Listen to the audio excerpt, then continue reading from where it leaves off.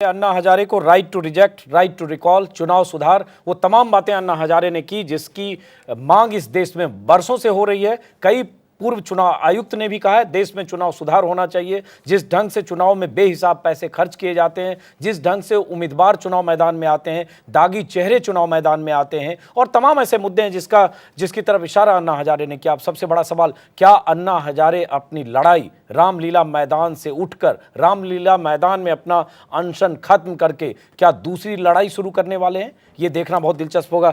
श्रवण गर्ग जी, जो कुछ कहा अन्ना हजारे ने, जिसमें चुनाव सुधार की भी बात की, जिसमें लड़ाई को आगे रखने की बात की और जिसमें उन्होंने ये भी बात की संसद जब जब जनता की बात ना माने तब तब ये जन संसद बैठेगी और जन संसद में आप सब लोग फैसले करो। एक तरह से संसद बनाम जन संसद हो गया है क्या? नहीं, संसद बनाम जन संसद नहीं है। ये अन्ना ने ये बताया है कि लड़ाई अब शुरू हुई है, मतलब वो जो वास्तविक लड़ाई है उसको वो अब शुरू करने वाले हैं और ये जो जन समर्थन हुआ है इसको वो बहुत व्यापक स्तर पर देश भर में ले जाने वाले हैं जी।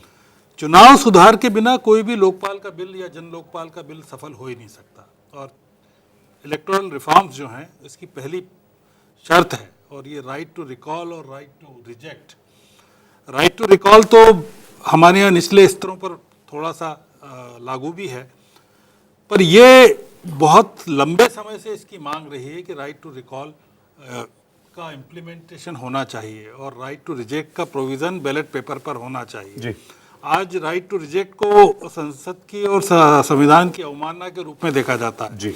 उसको वो संवैधानिक दर्जा दिलाना चाहते हैं। और दूसरा, आपने ध्यान दिया होगा कि इन्होंने बाबा साहब अम्बेडकर का जिस तरह से नाम लिया और संविधान के प्रति जिस तरह से आस्था व्यक्त की जी।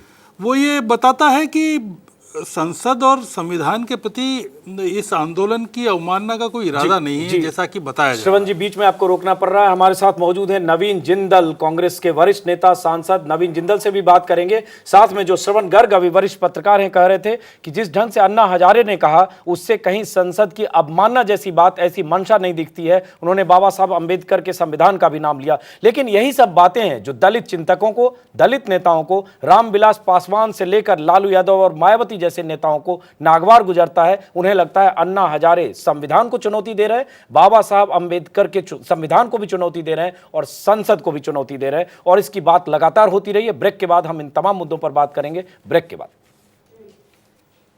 भारत माता की